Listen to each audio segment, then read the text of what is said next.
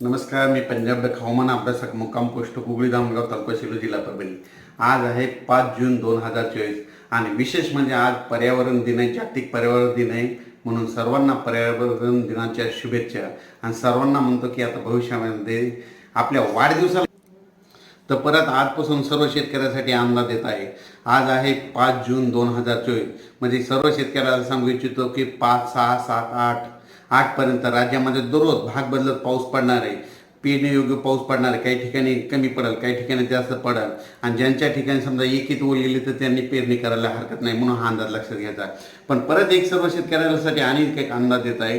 तुम्हाला एक सांगू इच्छितो की राज्यामध्ये 9 जून 10, 11, 12 आणि 13च्या दरम्यान मुंबई, पुणे, नाशिक, पश्चिम महाराष्ट्र, कोकण पट्टी आणि उत्तर महाराष्ट्राकडे म्हणजे वाहुनी म्हणजे मुसळधार पाऊस पडणार आहे, म्हणून हा अंदाज लक्षात घ्यायचा।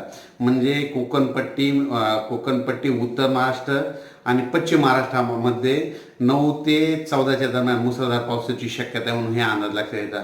पण तरी पण एकंदरीत परिस्थिती बघितली तर राज्यामध्ये आज 5 जून पासून ते जवळपास 14 जून पर्यंत राज्यात दररोज एक दिवस आज येणार, दुसऱ्या दिवशी परत नसेल, पुढे तिसरा दिवस एक दिवस आवडत म्हणजे दररोज भाग बदलत पाऊस पडणार आहे, म्हणून हा अंदाज लक्षात घ्यायचा। ज्या ज्या ठिकाणी पडला पेरणीयोग्य ओल झाली तर पेरणी करायला हरकत नाही, म्हणून हा देखील अंदाज लक्षात घ्यायचा। राज्यात सांगायचं झालं तर काय झालं की म्हणजे दररोज काय होईल वेगवेगळ्या भागात पाऊस पडायला आहे, म्हणून हे देखील सांगू इच्छितो।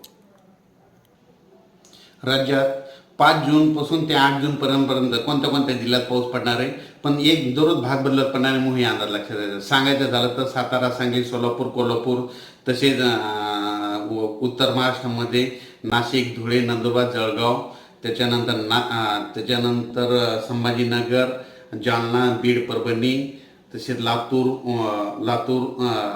नांदेड, हिंगोली, यवतमाळ, वाशिम, बुलढाणा, अकोला, अमरावती, त्याच्यानंतर उस्मानाबाद, लातूर, त्याच्यानंतर तो पाऊस तसेच सोलापूर, पंढरपूर असा ह्या भागामध्ये जरा चांगला पडणार आहे।